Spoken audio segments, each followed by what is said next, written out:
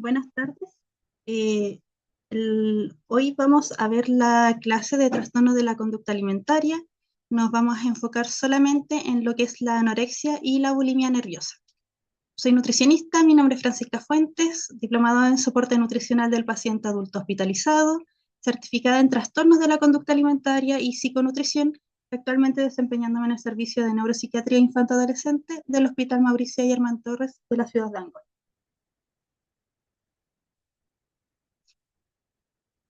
Los temas que vamos a abordar en la clase de hoy van a ser los criterios de diagnóstico de los trastornos de la conducta alimentaria según el Manual de Trastornos Mentales, el DSM-5, las características clínicas de los trastornos de la conducta alimentaria, evaluación nutricional de la anorexia nerviosa, evaluación nutricional de la bulimia nerviosa. Vamos a presentar un breve resumen de la clase y también les voy a dejar mi contacto a través de correo electrónico para cualquier pregunta, duda o consulta. Los trastornos alimentarios y de la ingestión de los alimentos y su criterio de diagnóstico, según el DSM-5, que es su última versión, se encuentran la anorexia nerviosa, la bulimia nerviosa, el trastorno por atracón, el trastorno de evitación, restricción de la ingesta de alimentos, otros trastornos alimentarios o de la ingestión de los alimentos especificados y otros trastornos alimentarios o de la ingestión de los alimentos no especificados. ¿Ya? Como les comenté en un inicio, hoy nos vamos a enfocar solamente en lo que es la anorexia y la bulimia nerviosa. Bueno, entonces aquí podemos ver este manual de trastornos mentales, el DSM-5, el cual es su última versión, ¿ya? Y este manual es el que nos indica la clasificación y los criterios de diagnóstico para los trastornos de la conducta alimentaria.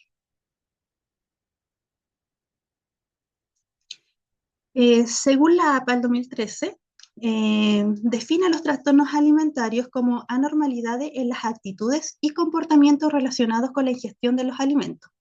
Suponen alteraciones psicológicas relacionadas principalmente con la alteración en la percepción corporal y también a un miedo intenso al aumento de peso.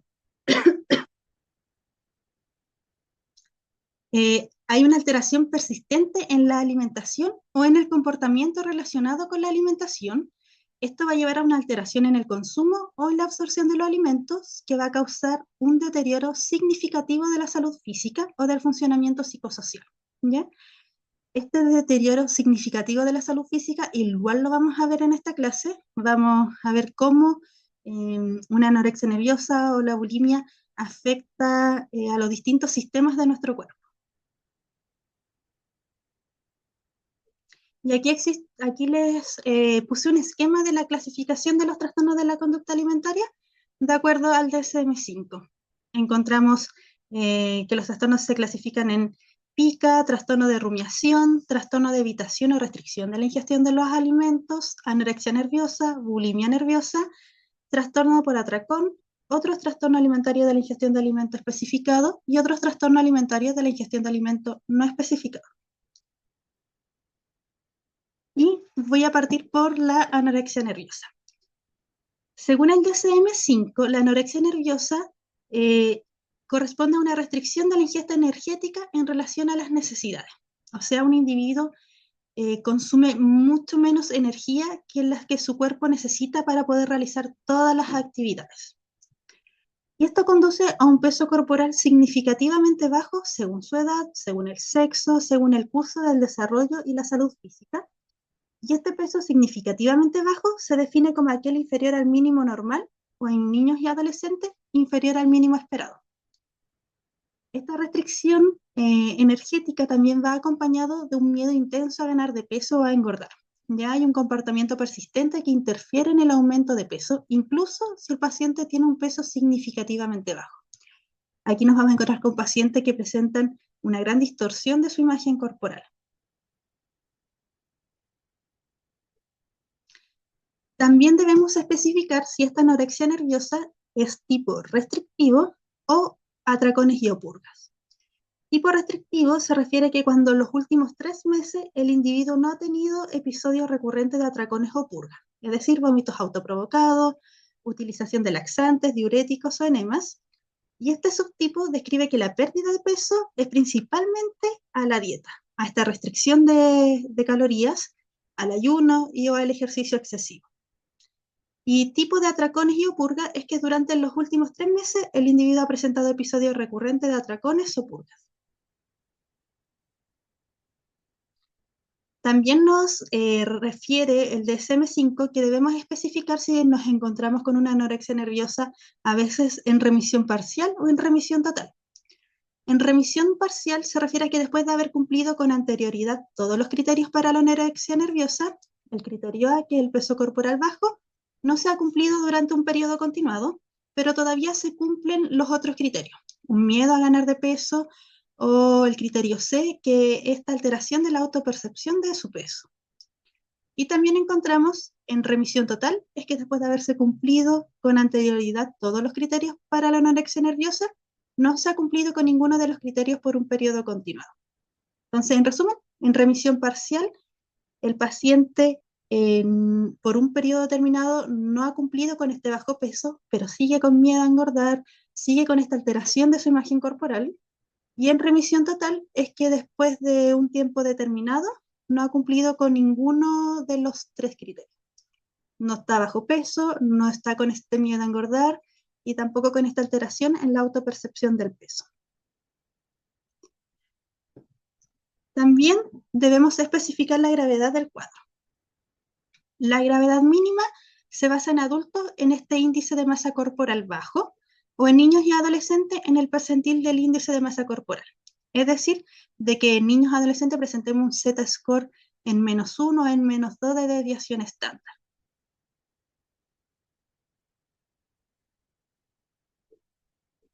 Complicaciones de la anorexia nerviosa. Aquí voy a detallar algunas complicaciones, las cuales igual las vamos a ir viendo en más profundidad a lo largo de esta clase. Cuando esta anorexia nerviosa ocurre sobre todo en edad puberal o durante la pubertad, es muy frecuente que mujeres encontremos cuadros de amenorrea. Y esto se produce por una ausencia del estímulo hipotalámico sobre las secreciones de la gonadotrofina con la disminución de la LH y la FSH. También muy frecuente en los cuadros de hipoglicemia, esto debido a esta restricción dietética, al ejercicio excesivo, a la depresión de reserva, vamos a ir perdiendo nuestra masa, nuestro tejido graso, nuestra masa muscular. También hay una reabsorción y disminución de la formación ósea. En un 90% de los casos podemos encontrar cuadro de osteopenia, en un 30-40% de los casos de osteoporosis. También existe una depresión de algunos electrolitos, por ejemplo del potasio, magnesio y fósforo, y en los casos de que esta anorexia nerviosa sea purgativa, estas alteraciones hidroelectrolíticas pueden además ocasionar deshidratación y falla renal. En un 83% de los casos también es frecuente encontrar cuadros de anemia y en un 79% de leucopenia.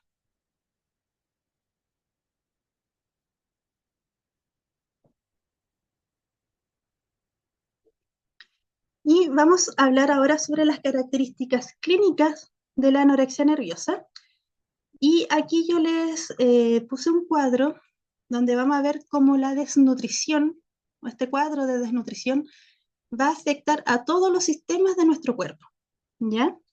En la medida que nosotros veamos cómo los trastornos de la conducta alimentaria afectan la salud física del paciente, le podemos decir con mucha más convicción que está en riesgo su salud, ¿ya? De que si seguimos con esta restricción, que si seguimos con estas conductas purgativas, podemos incluso llegar a tener fallas importantes en los principales sistemas de nuestro cuerpo.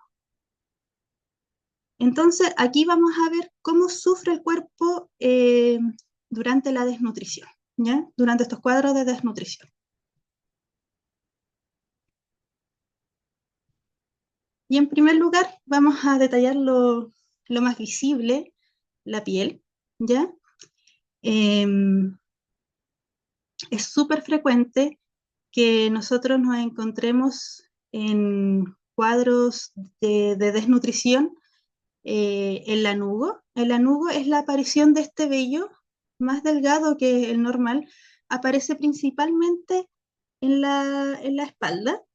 Es por eso la importancia de realizar un buen examen físico, ¿ya?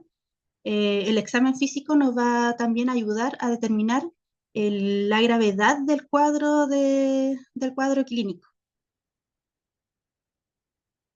Bueno, el objetivo del lanugo y en realidad el objetivo de la mayoría de los signos que aparecen en el cuerpo secundario a la desnutrición es que el cuerpo se defienda, ¿ya? El cuerpo está tratando de defenderse de la inanición, de bajar el gasto calórico al mínimo para que lo poco que el paciente consuma se vaya a los órganos más vitales, ¿ya? La pérdida de... Es importante tratar de prevenir la pérdida de calor, ya que el paciente no pase frío. eh, y por eso también es que aparece también este lanugo, que es una forma que el cuerpo se termorregule y disminuir la pérdida de calor, haciendo así que se proteja. La caída del cabello también es un signo súper frecuente. Van a llegar a consulta pacientes que te van a mencionar que se les cae harto el pelo, ya sea en la ducha, se dan cuenta, en las sábanas al momento de despertar en la mañana. También la piel seca, y lo vamos a notar al tiro porque tiende a aparecer principalmente en todo lo que son extremidades superiores, extremidades inferiores. La, la queilitis angular que se observa en la comisura labiales, ya son como si fueran pequeños rasponcitos, y esto se debe principalmente a la deficiencia de vitamina B12, zinc y hierro, y es por eso que es súper importante la suplementación de algún multivitamínico por parte, obviamente, del profesional adecuado para poder ir corrigiendo todas estas deficiencias que están siendo ocasionadas por este cuadro de desnutrición. También encontramos a nivel cardiovascular complicaciones, ¿ya? Y aquí eh, es importante, y así lo hago también a los pacientes, de que si estas complicaciones se van agravando, podemos llegar incluso a la muerte, sobre todo en pacientes con cuadro de desnutrición, ¿ya? Lo primero que se ve en la mayoría de los pacientes es una bradicardia, ¿ya? La frecuencia cardíaca lenta, porque, porque después, como lo voy a explicar más adelante, nuestro cuerpo inicia como en una fase de low, ¿ya? Aquí, ¿por qué les puse bradicardia versus ejercicio?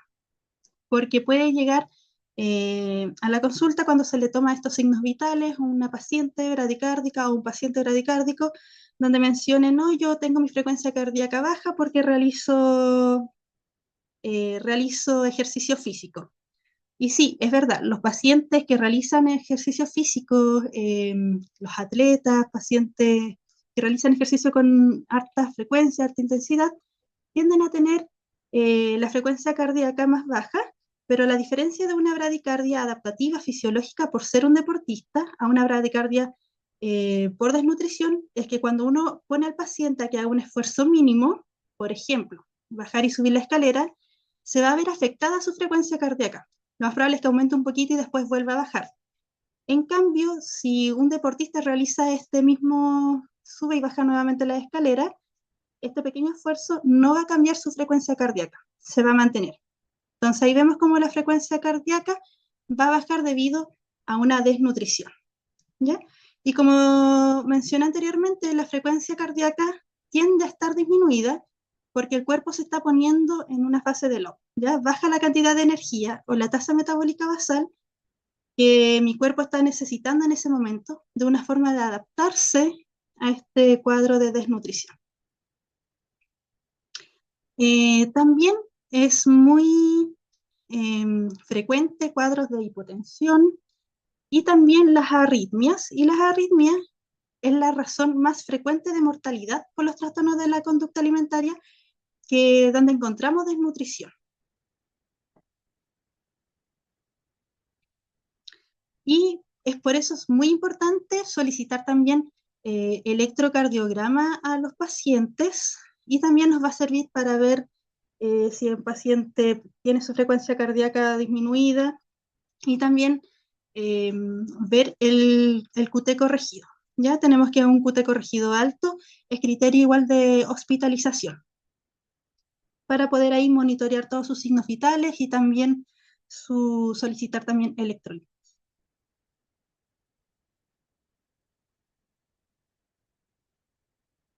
Y aquí quiero hacer énfasis un poquito. Cuando un paciente con anorexia nerviosa necesita hospitalización, estamos frente a un paciente que se encuentra grave, ¿ya? Que sus exámenes no están dentro de rangos normales. O sea, yo puedo tener un paciente con anorexia nerviosa que lo manejo de forma ambulatoria porque sus exámenes salen buenos y comienzo esta realimentación desde su domicilio, ¿ya? Manejándolo ambulatoriamente. Pero cuando un paciente que presenta anorexia nerviosa, desnutrición, tiene sus exámenes bioquímicos malos, la hospitalización debiese ser inmediata, ¿ya? Aquí no hay término medio.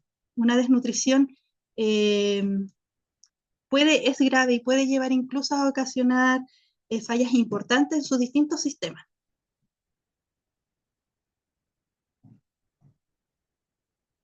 Entonces aquí no puedo sacar de que el paciente me diga con exámenes malos, no, ahora sí voy a comer desde mi casa. No, aquí es importante y ahí debe ser inmediata también la hospitalización y de acuerdo obviamente a los criterios que se maneje también como equipo clínico.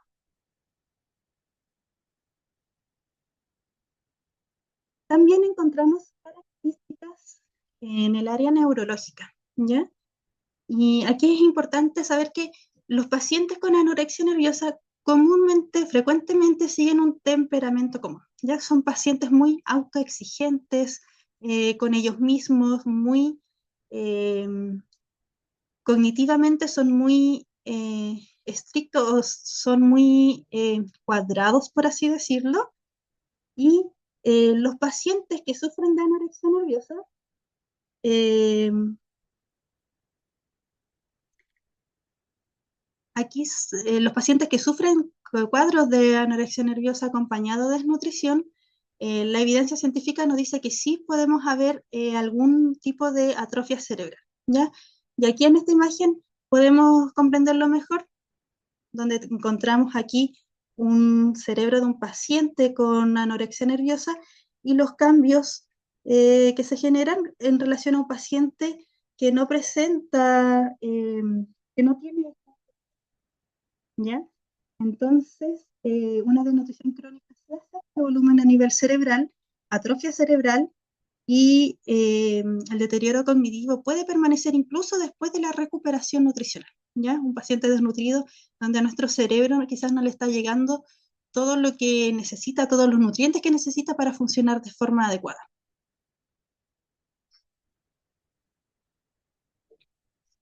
Otras características a nivel gastrointestinal, y una de las más frecuentes que vamos a encontrar en los individuos con anorexia nerviosa es la gastroparesia, ¿ya?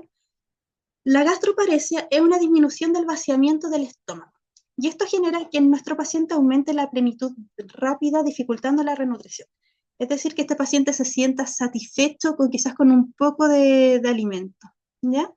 Y aquí tenemos, por ejemplo, cómo saber si un paciente cursa o no con gastroparesia, que es muy frecuente. Una radiografía después de que al paciente eh, se le entregó alimento. Ya tenemos aquí en esta radiografía en el contraste de que el estómago aún continúa con abundante contenido y esta radiografía, si se toma 3 o 4 horas después de haber comido, debiésemos ver aquí menos del 10% de contenido de alimento, ¿ya? Entonces, en esta radiografía vemos que el estómago aún sigue con abundante contenido. Esto quiere decir de que existe este vaciamiento, eh, esta disminución en el vaciamiento gástrico. Y esto obviamente nos va a dificultar en la realimentación porque nosotros estamos frente a un paciente que me dice que está satisfecho con esta cantidad de comida y es verdad, el paciente queda satisfecho con muy poca comida. Entonces, nos va a dificultar a la hora de que quiera volver a realimentarse porque no se va a sentir cómodo tampoco. Entonces, aquí es súper importante la ayuda de tratamiento farmacológico que nos pueda igual disminuir estos tipos de síntomas. Encontramos también la constipación, obviamente relacionado con lo que les mencionaba anteriormente, con esta gastroparesia. Y hablamos de constipación cuando el 25% de las deposiciones en los últimos 3 meses son heces duras o caprinas en forma de cinta, sensación de evacuación incompleta o menos de 3 deposiciones a la semana.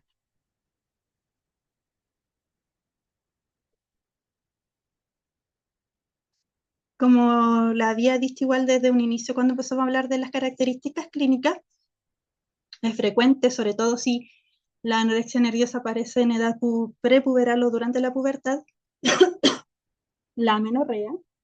Esto se produce debido a que la cantidad calórica está tan disminuida que el eje hipotalámico pituitario gonadal se encuentra totalmente interrumpido. Y esto también nos va a llevar al hipogonadismo.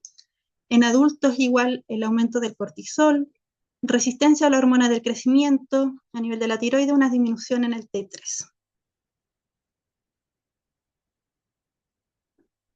Características clínicas musculoesqueléticas, como le hablaba, la presencia de osteopenia y osteoporosis en un gran porcentaje.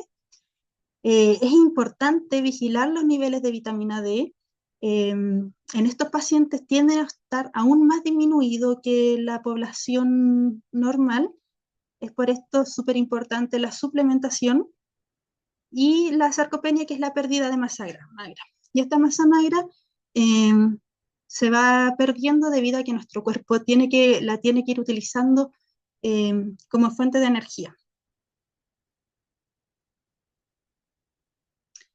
Bueno, exámenes bioquímicos que se deben solicitar y lo que nos puede indicar. Tenemos, por ejemplo, el aminograma para ver si detectamos alguna anemia, trombocitopenia, leucopenia. Es la glucosa, lo más probable es que se encuentre disminuida em, por este déficit en la alimentación. El sodio, el potasio, el cloro disminuido por el abuso de laxantes, los vómitos, también el calcio, el fósforo, el magnesio, que lo más probable es que igual los encontremos estos exámenes disminuidos. También, como les dije anteriormente, importante la solicitud de un electrocardiograma para saber si el paciente está acusando con bradicardia, también para conocer el QTC, si está aumentado. Eh, Perfil tiroideo, lo más probable es que lo encontremos igual bajo los rangos normales. La LH, la FSH, que igual tienden a estar disminuidas. También solicita la prealbúmina, debido a esta desnutrición que muchas veces, frecuentemente es una desnutrición calórico-proteica, así que lo más probable es que esta prealbúmina igual la encontremos disminuida.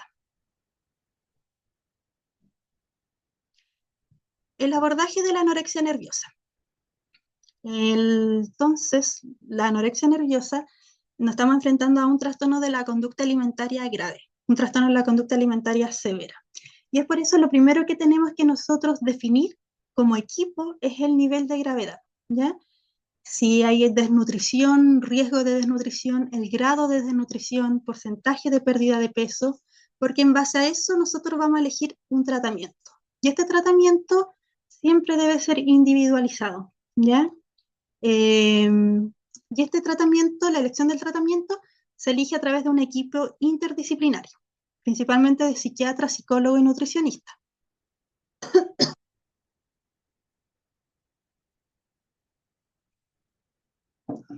Siempre se debe trabajar en conjunto. Yo no saco nada de recibir en mi consulta, por ejemplo, a un paciente que quiere mejorar su relación con la alimentación, que está cursando con conductas asociadas a un TCA o tiene un TCA sin que esté, por ejemplo, con terapia con psicólogo, con psiquiatra, ¿ya?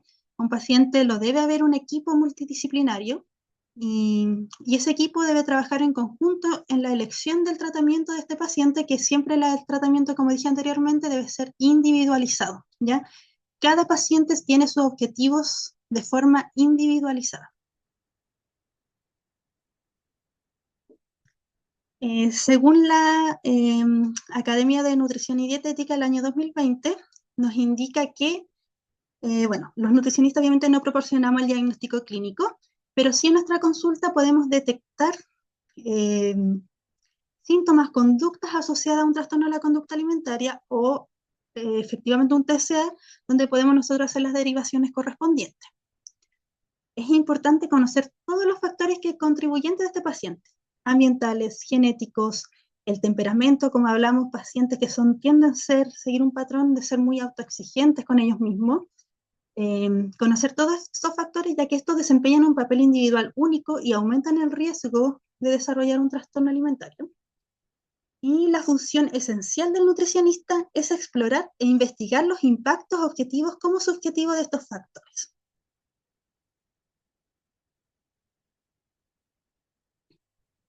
Y aquí es el tratamiento a seguir. Y este tratamiento que va a seguir este paciente debe ser acordado con el equipo de trabajo, con el equipo de salud, ¿ya? Si vamos a ver este paciente de una forma ambulatoria, porque tenemos que su basal está estable, que podemos hacer, que tenemos una red familiar de apoyo, o tenemos una red de apoyo que nos va a ayudar a poder empezar esta realimentación oral desde la casa.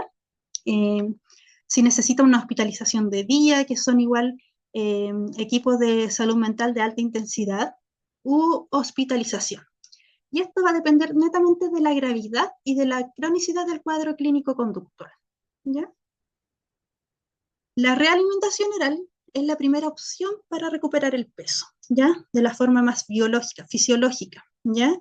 En primer lugar tenemos la realimentación oral, pero, y lo que dice la experiencia también, nos vamos a encontrar con pacientes que se niegan rotundamente a comer por boca, pacientes que podemos encontrarlos hospitalizados, donde no nos queda otra alternativa que la nutrición enteral.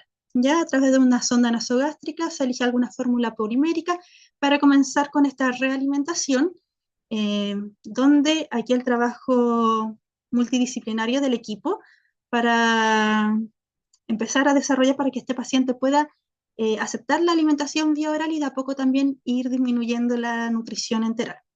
Ahora, cuando la nutrición enteral está contraindicada, la nutrición parenteral, pero son en muy, muy poquitos casos. Durante la fase de realimentación es necesario hacer un seguimiento clínico para combatir el síndrome de realimentación. Eso es muy importante la solicitud, y esto es de acuerdo igual al cuadro, a la gravedad, también de esta desnutrición, ¿ya? El seguimiento clínico para evitar un síndrome de realimentación. Y aquí es importante estar monitoreando periódicamente los niveles de los electrolitos, el fósforo, potasio, magnesio, si hay arritmias cardíacas, la difusión también de nuestro sistema gastrointestinal. Y la tasa de aumento de peso recomendada en pacientes ambulatorios, la ganancia de peso en un paciente que se encuentra desnutrido, de 500 gramos a 1 kilo semanal, y en paciente hospitalizado de 1 a 1,5 kilos semanales. Esto de acuerdo porque tenemos al paciente hospitalizado, se encuentra más grave que el paciente que nosotros podemos manejar ambulatoriamente. Si bien nosotros podemos como equipo ponernos un objetivo de peso, la idea es que podamos ir cumpliendo al menos con estas recomendaciones.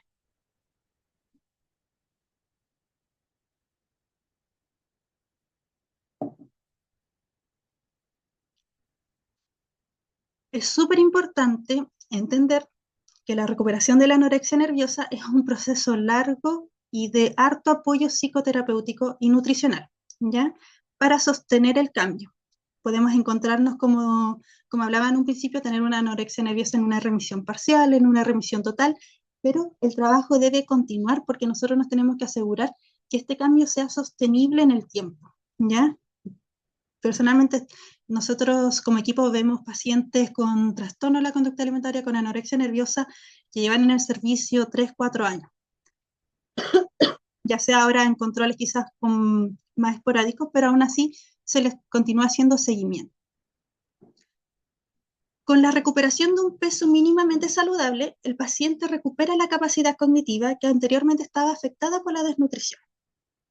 Y aquí es donde vuelvo a hacer énfasis de que sí podemos ver características clínicas a nivel neurológico debido a esta desnutrición, ¿ya? ¿Y por qué ocurre esto? de la orientación que se tenga en la terapia, el primer y principal objetivo que se debe cumplir, nutricionalmente hablando, es la recuperación del peso, ¿ya? O sea, antes que el paciente reciba alguna educación nutricional, se debe trabajar primero en la recuperación ponderal. Un paciente desnutrido tendrá un cerebro subnutrido, por lo que se dificultará incorporar nuevos conocimientos e incluso mejorar las alteraciones cognitivas sobre su cuerpo y sobre la alimentación. Por eso es importante que nuestro primer objetivo clínico sea la recuperación de un peso y estabilizar también eh, todo su basal. Hay que establecer una dieta equilibrada, adoptar conducta y elecciones de alimentos según las preferencias, según el nivel socioeconómico, las creencias de nuestro paciente, además de aclarar y desmitificar creencias inapropiadas. Los pacientes aquí llegan con muchas dudas sobre la alimentación, muchos mitos sobre alimentos. Ellos tienen acceso a hartas fuentes, hartos medios de comunicación donde no siempre entregan y casi nunca recurren a información fidedigna, ¿ya? Con base científica. Entonces, la idea es que nosotros en controles podamos desmitificar todas estas creencias inapropiadas. Establecer una relación adecuada con la comida son partes fundamentales del proceso terapéutico.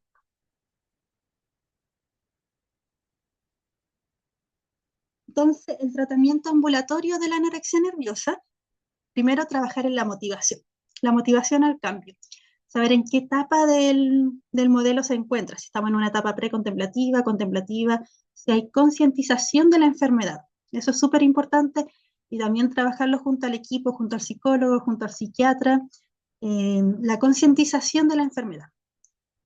Conflictos familiares, que esto no afecten también al tratamiento del paciente con anorexia nerviosa o con un TCA. Y la experiencia también dice que los pacientes con trastornos de la conducta alimentaria casi siempre vienen de familias disfuncionales, padres separados, o donde han habido eh, episodios de ASI o de violencia intrafamiliar también. Y también trabajar con el soporte familiar. A nivel ambulatorio nosotros tenemos que tener un adulto, que el paciente tenga un soporte familiar que pueda ayudarlo también en el tratamiento y también ayudarnos a nosotros en los controles, en las consultas, para que él nos va a ir indicando si seguimos o no seguimos las recomendaciones que se están entregando en los controles, ¿ya? Ya sea de alimentación, fármacos, entre otros. Entonces, para lograr todo eso es súper importante tanto el trabajo interdisciplinario como la educación nutricional. Y esta educación nutricional, como lo hablamos anteriormente, comienza ya cuando el paciente ya recuperamos un peso mínimamente saludable y también el paciente así va recuperando también su capacidad cognitiva que antes igual estaba siendo afectada producto de la desnutrición.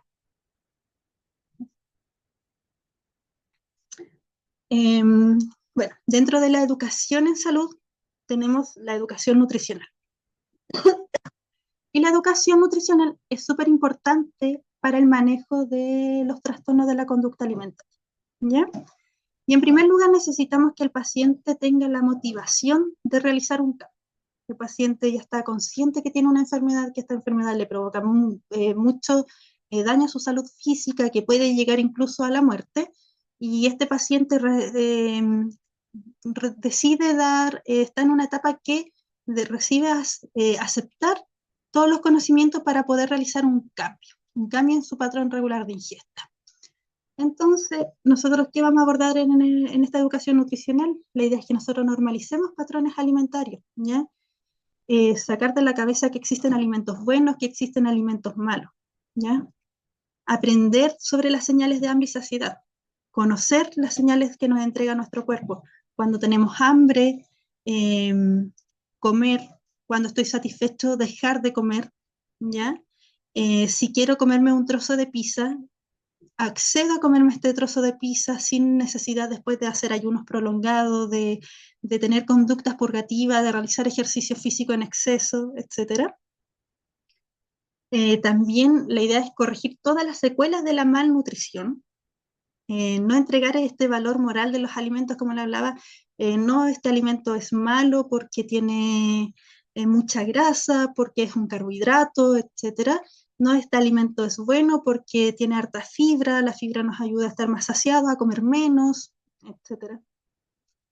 Y trabajar todas las creencias limitantes, ¿ya? Trabajar todos los mitos, todo lo que el paciente ha adquirido a través de todos estos medios de comunicación no fidedignos que nos entrega sobre nutrición.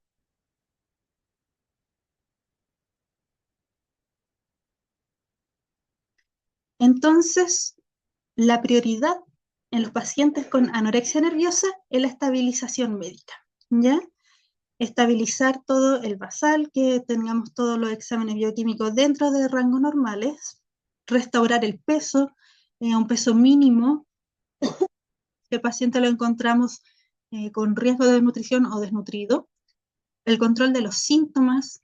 Más adelante ya vamos a ir trabajando sobre la normalización de la ingesta dietética, la evaluación precisa de las porciones, nuestras señales de hambre, nuestras señales de saciedad. Todo eso tiene prioridad en el tratamiento de la anorexia nerviosa. Pero en primer lugar, la estabilización médica y la restauración del peso corporal. Después, indagamos todo lo otro que es la educación nutricional y eh, cómo llegar a que el paciente tenga este cambio en su patrón regular de ingesta, vuelva a realimentarse bien ahora.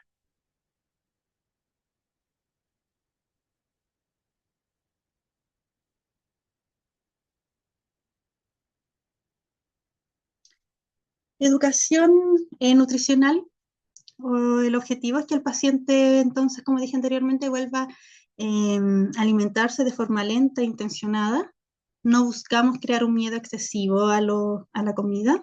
Se abordan en consulta temas como la fisiología del organismo, química cerebral, fundamentos de nutrición, mecanismos de metabolismo, peligros potenciales de la desnutrición. Y el paciente sí o sí debe participar en la elaboración del plan de alimentación. Esto nos va a ayudar a que genere mucho más adherencia cuando volvamos a realimentarlo de forma oral. La consulta debe ser un espacio seguro para el paciente, no ser juzgados, donde él pueda hablar sobre su imagen corporal, sobre las aversiones alimentarias, ya que el paciente se sienta cómodo, respetado por el equipo y se sienta seguro.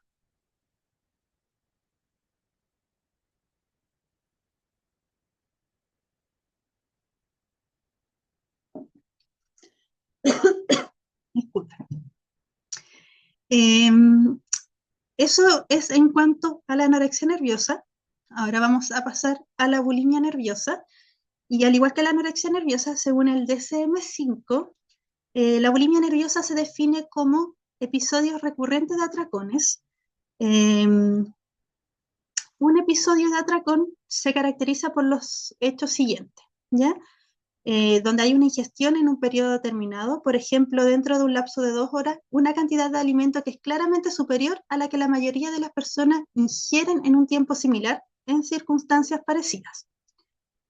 Y también va acompañado de una sensación de falta de control. Por ejemplo, la sensación de que no puede dejar de comer o controlar lo que se ingiere o la comida que se ingiere. También está caracterizado por comportamientos compensatorios inapropiados, recurrentes para evitar el aumento de peso, como el vómito autoprovocado, el uso incorrecto de laxantes, diuréticos u otros medicamentos, ayuno como conducta compensatoria después de haber comido una gran cantidad de alimentos, o el ejercicio excesivo. Y también se caracteriza por los atracones y los comportamientos compensatorios inapropiados, eh, que se producen al menos una vez a la semana durante 3 meses. ¿Ya? O sea, debe existir presencia de atracones al menos una vez por semana durante 3 meses. También la autoevaluación corporal negativa, o sea, tener una percepción de mi imagen corporal negativa. Y la alteración no se produce durante los episodios de anorexia nerviosa. Debemos especificar la gravedad. Y la gravedad, según el DSM-5, la clasifica en leve, moderada, grave y extrema. Y esta gravedad se basa en la frecuencia de comportamientos compensatorios inapropiados, ¿ya? Cuando hablamos de una bulimia leve, hablamos de un promedio de 1 a 3 episodios de comportamientos compensatorios inapropiados a la semana. Moderado, 4 a 7 episodios de comportamientos compensatorios inapropiados en la semana. Grave, un promedio de 8 a 13 episodios de comportamientos compensatorios inapropiados en la semana. Y extremo, un promedio de 14 episodios de comportamientos compensatorios inapropiados en la semana. Y al igual como lo hablamos en la anorexia nerviosa, también vamos a hablar sobre las características clínicas de la bulimia. Y estas principalmente aparecen debido a estas conductas compensatorias, que son muy frecuentes, ¿ya? Los atracones y las purgas. Vemos cómo nos va a afectar distintos sistemas igual de nuestro cuerpo.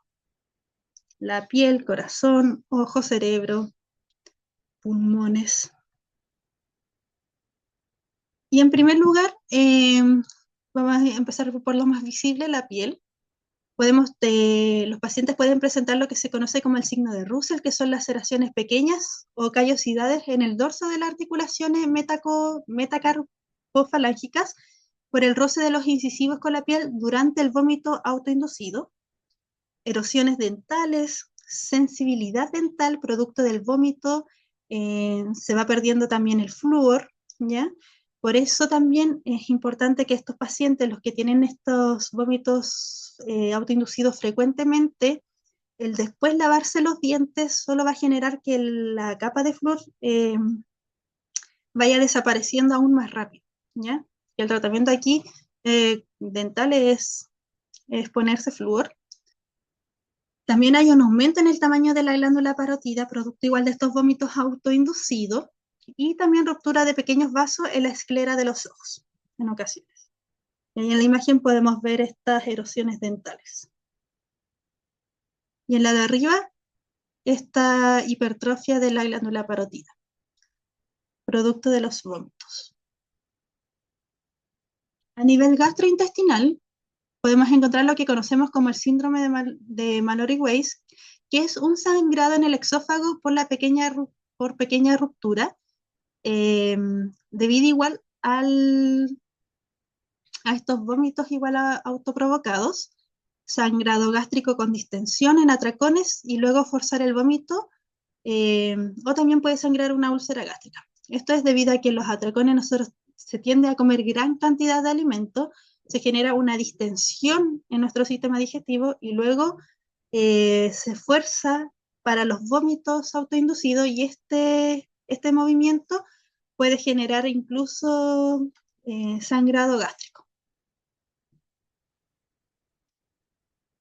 También a nivel intestinal podemos encontrar daños producidos por los laxantes, dilatación colónica, daño en el músculo liso del colon, cambios en la microbiota intestinal. Y aquí está la imagen que aparece sobre la melanosis coli, que es por un abuso igual de laxante, ¿ya? Vemos como hay un cambio en la pigmentación del revestimiento del colon.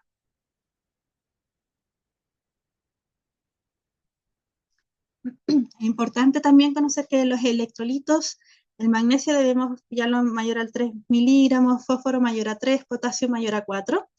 Debido también a la frecuencia de estos vómitos, es frecuente causar cuadros de hipopotasemia, y este riesgo va a aumentar cuando es el potasio menor a 3 miligramos, ¿ya? Importante cuando hay harta vómitos autoprovocados, que muchas veces van acompañados también de deshidratación, lo que puede llevar igual a fallas renales, son las sales de rehidratación oral, las cuales deben estar igual supervisadas. En relación al sodio, el sodio bajo con volumen vascular bajo, que es la deshidratación, lo manejamos con líquido y comidas con sal. El sodio bajo con volumen plasmático normal, esto quiere decir que cuando hay gran restricción de calorías y aumento mucho en el consumo de agua, el cuerpo no puede deshacerse de todo el exceso de agua y hay hiponatremia dilucional. Y esto hay que el manejo aumentar las calorías, pero cuidar también el consumo de agua.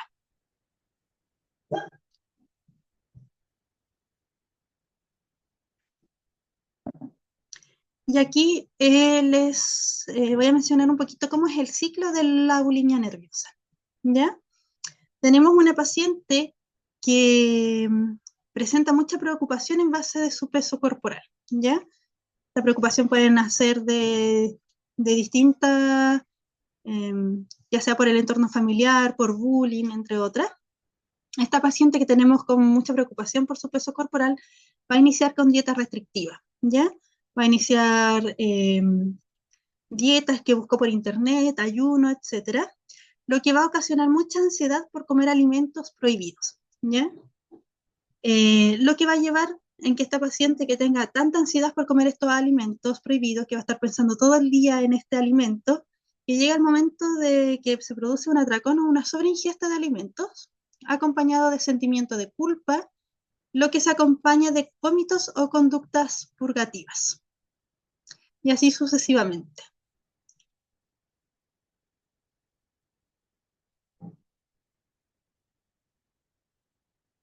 La entrevista que debemos realizar con el paciente con bulimia. Es importante saber, conocer la relación que tiene el paciente con la comida y su peso, la percepción de su imagen corporal, cómo se ve, cómo se siente, si se siente a gusto o no con su cuerpo, gatillante de patrones alimentarios anómalos, conductas alimentarias iniciales, restricción alimentaria, cuándo inició por primera vez la restricción alimentaria, por qué lo hizo, por qué comenzó a restringirse de los alimentos, con saber una historia alimentaria detallada, las dietas que ha realizado, el por qué ha realizado estas dietas, dónde obtiene la información de estas dietas, las fluctuaciones de su peso corporal, conocer si el paciente conoce su peso, cuánto fue lo máximo que pesó, cuánto ha sido lo mínimo que ha pesado, dónde se pesa, si se pesa en la farmacia, donde una amiga, en la casa, si tiene peso en la casa, con cuánta frecuencia la ocupa, si su familia está en conocimiento de que este paciente se pesa,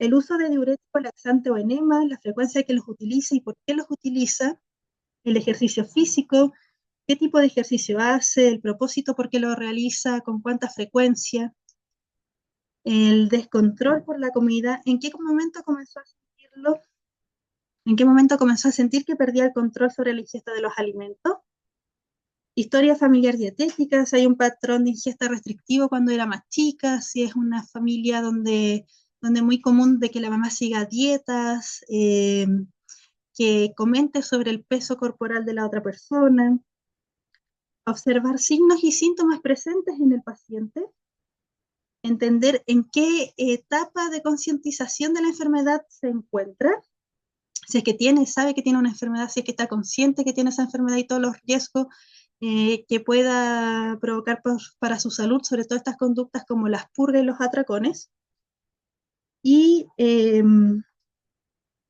indagar qué es lo que mantiene esta TCA, ¿ya? Si hay un refuerzo social porque este paciente bajó de peso, si hay una crítica porque este paciente ha subido de peso, etcétera.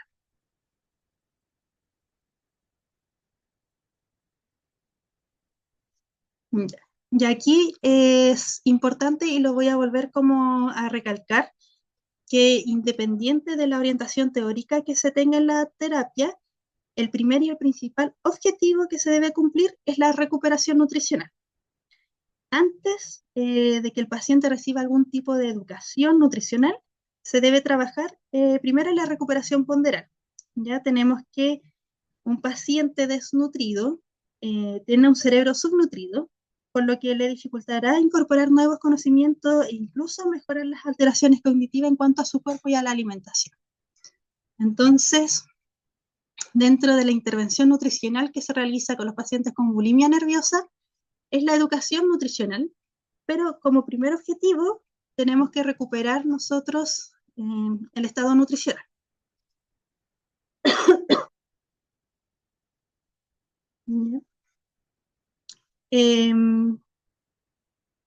Dentro de la educación nutricional, nos va a ayudar a modificar actitudes y rutinas que tiene el paciente en relación con la comida. Los pacientes con bulimia nerviosa tienden a tener un caos en la alimentación, desórdenes alimentarios importantes, sin horarios, sin lugares de alimentación apropiados, la presencia de estos atracones, que en bulimias nerviosas más avanzadas, estos pacientes incluso tienen ya planificado o programado los horarios donde van a presentar estos atracones. Entonces, parte de la educación nutricional es modificar toda esta rutina en relación con la alimentación, para así disminuir la pérdida de miedo a la relación que se tiene con los alimentos y poder establecer un patrón de alimentación adecuado, con el objetivo de favorecer a la recuperación nutricional y por sobre todo mejorar la relación con los alimentos.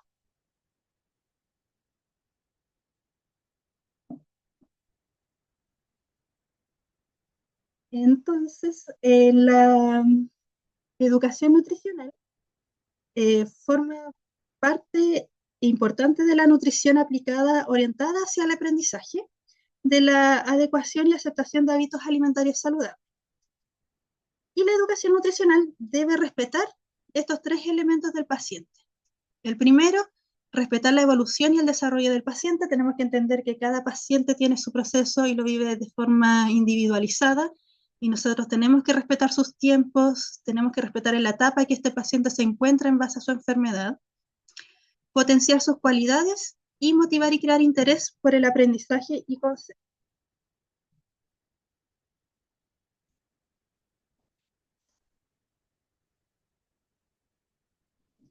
También tenemos que considerar que los pacientes con trastorno de la conducta alimentaria presentan y tienen a su alcance abundante información sobre calorías de los alimentos, pero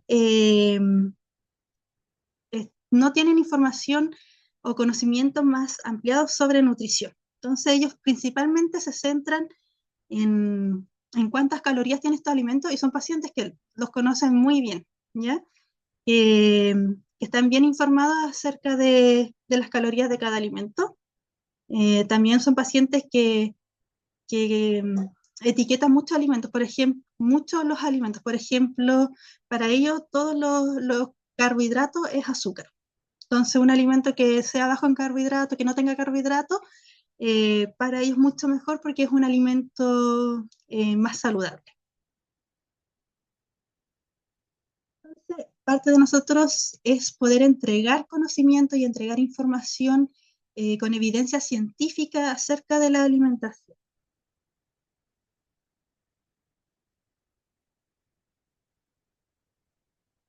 Estos pacientes no son capaces de planificar su consumo de alimentos de forma razonable y, y amplia. Estos pacientes a menudo tienen creencias muy difíciles de cambiar y con frecuencia recurren a fuentes no fidedignas. Todo esto dificulta aún más el cambio y agudiza más el temor por los alimentos.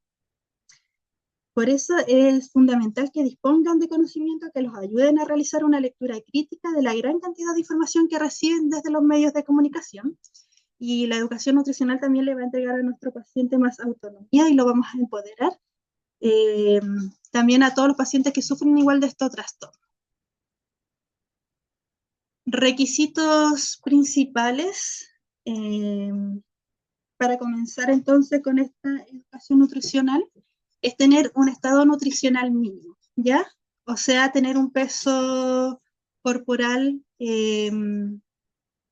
mínimo aceptable, estar motivado y preparado para el cambio, y aquí es lo que lo podemos clasificar en qué tenemos que distinguir en qué etapa del cambio se encuentra nuestro paciente. Si está en una etapa precontemplativa o contemplativa, es muy poco y lo que podemos avanzar en cuanto a la educación nutricional, y que el paciente comprenda la utilidad de la educación nutricional y estar dispuesto también a recibirla.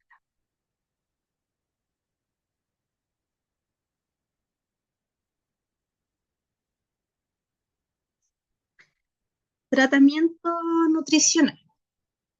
Bueno, nuestro enfoque tiene que estar, nos vamos a enfocar en las necesidades individuales, físicas y psicológicas del paciente, ¿ya? Cada tratamiento debe ser individualizado. Debemos proporcionar educación sobre alimentos, patrones alimentarios saludables y ejercicio físico.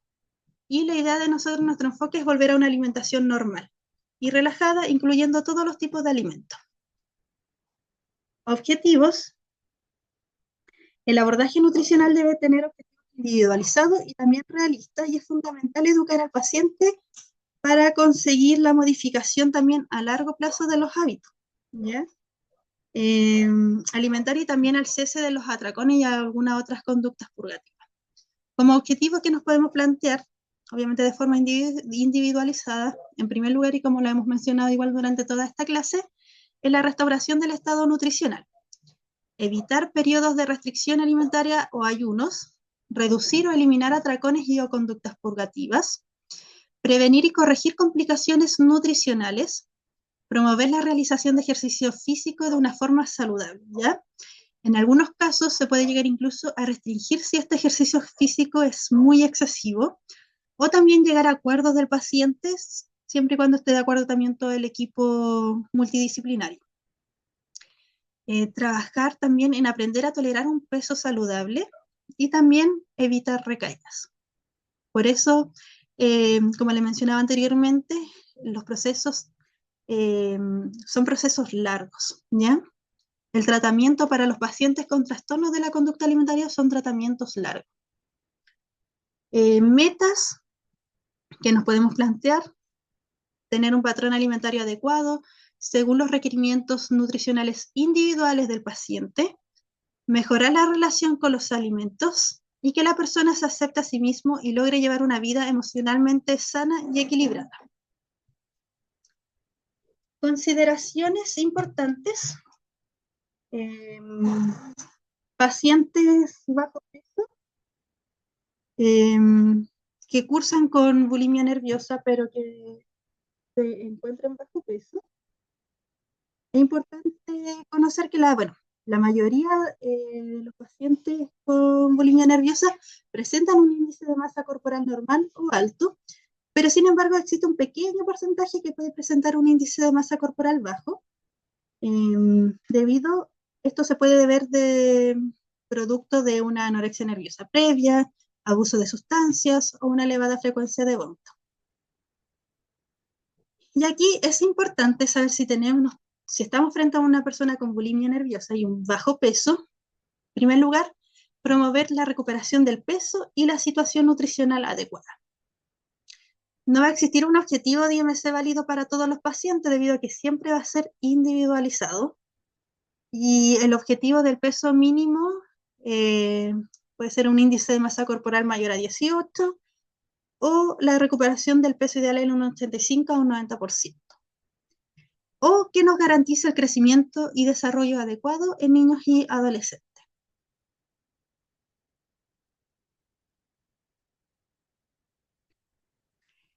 Bueno, en pacientes con peso alto, esto se da en mayor al 30% de los pacientes con peso alto que consultan para adelgazar, tienen un trastorno por atracón, alrededor del 40% con trastorno de atracón y 32% con bulimia nerviosa tienen obesidad. Y aquí esto es súper importante.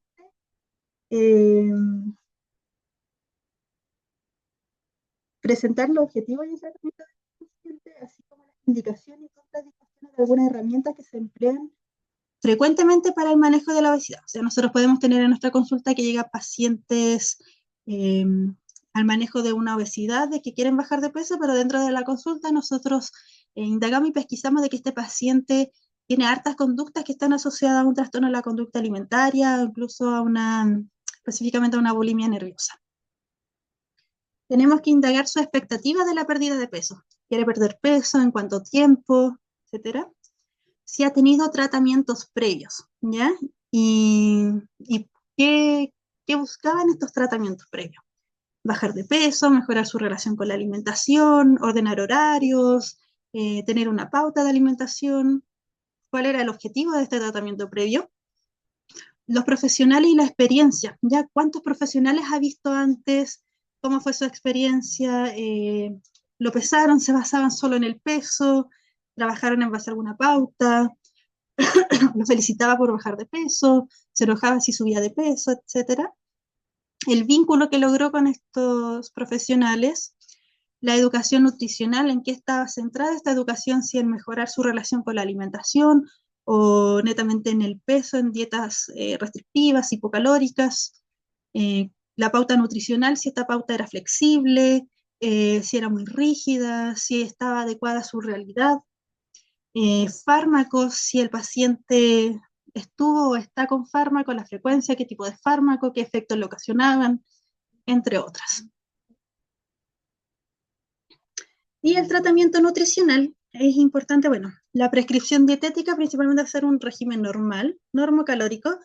En algunas ocasiones puede ser un normoglucídico con selección de carbohidratos complejos en un 80%, normolipídico con selección de ácidos grasos esenciales, hiperproteico, lo que nos va a ayudar a restaurar masa magra, también a que nos va a entregar mayor saciedad, adecuado en consumo de agua y o líquidos, elevado consumo de fibra para mayor capacidad saciante y también para mejorar toda nuestra flora intestinal, y viéndolo sobre todo por el daño que puede provocar también el abuso excesivo de los laxantes, eh, que sea de volumen normal, consistencia dura y temperatura caliente para una velocidad de consumo normal, horarios regulares para evitar ayunos prolongados.